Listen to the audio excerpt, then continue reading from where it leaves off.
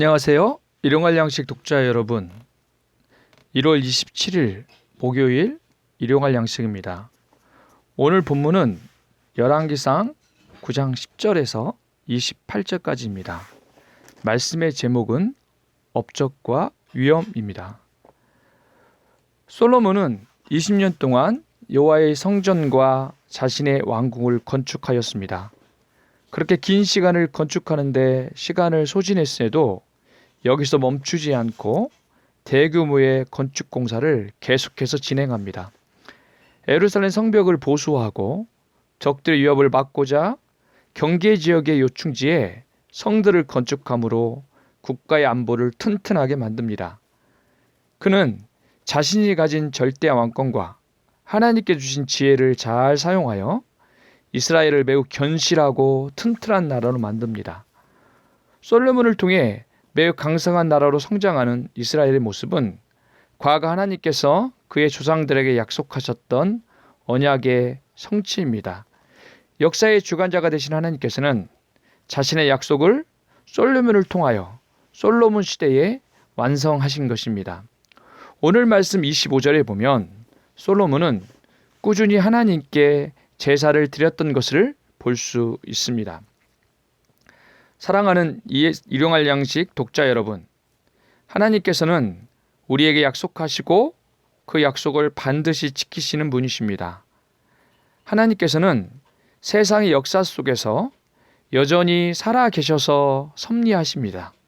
이 사실을 믿으십시오. 우리가 하나님의 신실하심을 믿는다면 우리는 어떤 상황에서도 하나님께 예배해야 합니다. 꾸준히 한결같은 마음으로 예배하십시오. 삶의 초소를 옮길 때마다 하나님께 단을 쌓고 제사를 드렸던 아브라함과 같이 하나님께 항상 예배하는 ESF 지체들이 되십시오. 인간에게 성공과 번역은 달콤한 것입니다. 그러나 절정의 순간에 주어지는 달콤함을 즐기다가 갑작스러운 추락을 경험하는 사람들이 많이 있습니다. 솔로몬은 이스라엘을 강하고 부강한 나라로 만들었지만 그의 찬란한 성공과 업적에는 세 가지의 위험성을 내포하고 있었습니다. 첫 번째 위험은 그가 건축 사업에 지나치게 집중했다는 것입니다. 찬란하게 보이는 그의 건축물들은 백성들의 과도한 멍해의 결과로 얻어진 것입니다. 이것은 나중에 솔로몬 사후에 이스라엘 민족의 분열을 가져온 원인이 됩니다. 또한 그는 이스라엘의 외형적인 안전만을 지나치게 추구한 나머지 정작 중요한 백성들의 내면을 살피고 하나님 중심의 신앙을 갖도록 하는 데는 소홀했습니다. 그 결과 이스라엘은 겉으로는 매우 부유한 나라가 되었지만 내면적으로는 조금씩 그 힘을 잃어버립니다. 눈에 보이는 형식과 결과에 집착하는 사람들이 있습니다. 교회도 화려한 건물을 짓고 좀 더 현대적이고 세련된 이미지를 가진 교회로 보이려고 외형에만 신경을 쓰는 교회들이 점점 많아지고 있습니다. 교회가 그럴수록 그 속에 있는 성도들의 내면은 빈약해집니다. 복음의 본질과 정신을 잃어버릴 수 있기 때문입니다. 사랑하는 형제자매 여러분, 내 자신의 외형을 어떻게 꾸밀 것에만 관심을 쏟지 말고 내면을 아름답게 만드는 지체가 되십시오. 그것이 정말로 진짜로 아름다운 것입니다. 두 번째 위험은 그가 점점 하나님께서 금하셨던 이방 왕들의 모습을 닮아가고 있다는 것입니다. 가나안 땅 정복을 앞에 둔 이스라엘 백성들을 향하여 하나님께서는 신명기 17장 14절에서 17절의 말씀으로 말씀하십니다. 이스라엘 백성들이 가나안 땅에서 왕을 세우기를 원한다면 주변에 있는 이방 민족들과 같이 절대 왕권을 행사하며 백성들 앞에 군림하는 그런 왕을 세우지는 말라고 경고하십니다. 그런데 솔로몬은 하나님께서 그렇게 경고하셨던 절대 권력을 가진 이방 왕들을 답습하고 있습니다.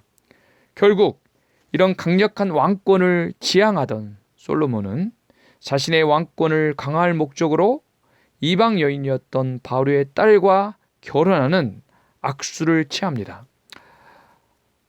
나중에 이 여인은 솔로몬을 타락하게 만듭니다.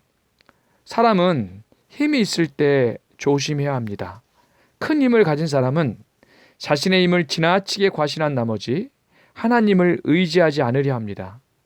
말년에 이루어지는 솔로몬의 모든 실패는 여기에서 시작되었다고 할 수 있습니다.